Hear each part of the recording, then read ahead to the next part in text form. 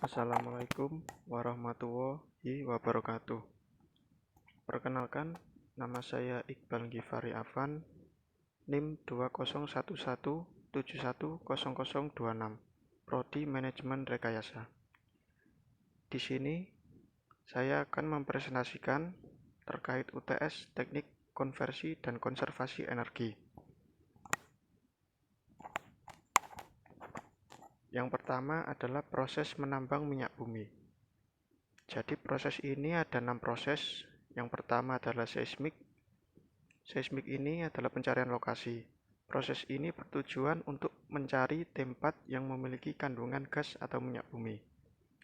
Yang kedua adalah drilling, yaitu pengeboran. Yang ketiga well logging, yaitu untuk memetakan lapisan tanah. Dan yang keempat well testing. Well testing ini untuk memperkirakan tanah tersebut mengandung oil atau gas, kemudian ditembak dengan eksplosif. Dan yang kelima, well completing. Proses instalasi aksesori sumur sebelum nantinya sumur siap diproduksi. Dan yang keenam adalah produksi. Jadi sumur tersebut siap diproduksi dan nantinya akan diolah lagi ke tempat penyulingan untuk diolah dalam berbagai bentuk seperti dijadikan bahan bakar, minyak, atau minyak tanah.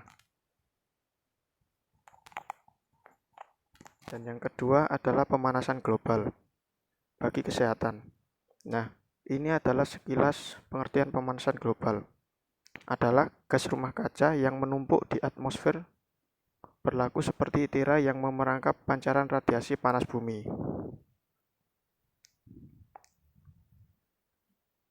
Dan membuat suhu udara lebih panas.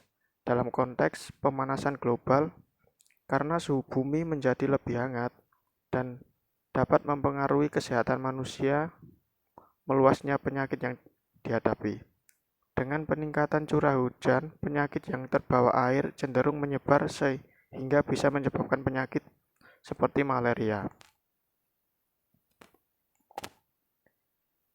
Dampak bagi kesehatan yang meliputi 5W plus 1H. Yang pertama adalah apa? Meningkatnya penyakit-penyakit yang diantaranya yaitu diare, malnutrisi, malaria, DBD, ISPA, dan kanker kulit.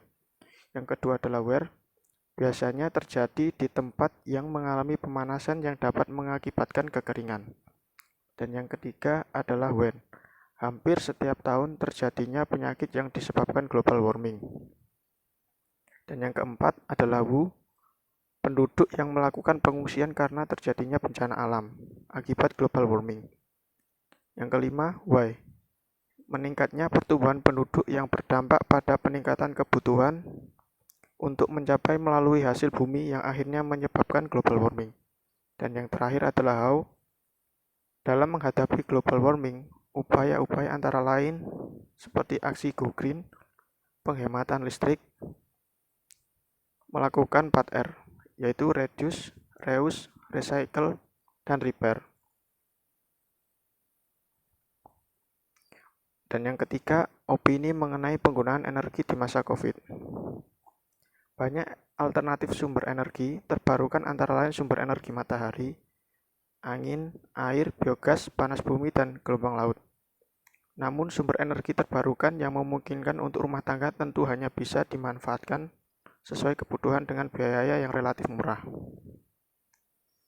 Jadi untuk perumahan di perkotaan, hal yang memungkinkan dipergunakan adalah sumber energi matahari dan biogas yang berasal dari sampah rumah tangga yang didasarkan kemudahan untuk mendapatkan sumber energi serta kemudahan untuk penggunaan perangkat peralatannya. Nah, perbedaan sebelum dan sesudah pandemi COVID-19. Sebelum pandemi COVID-19, peralatan rumah tangga digunakan sewajarnya karena kebanyakan beraktivitas di luar rumah. Ya, sesudah pandemi COVID-19, pemerintah menganjurkan work from home dan menjaga jarak sehingga meningkatkan penggunaan peralatan rumah tangga.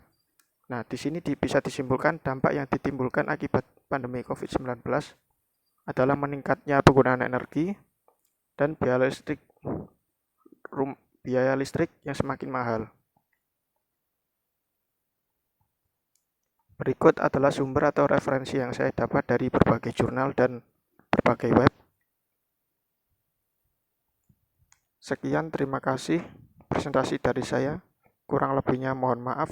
Wassalamualaikum warahmatullahi wabarakatuh.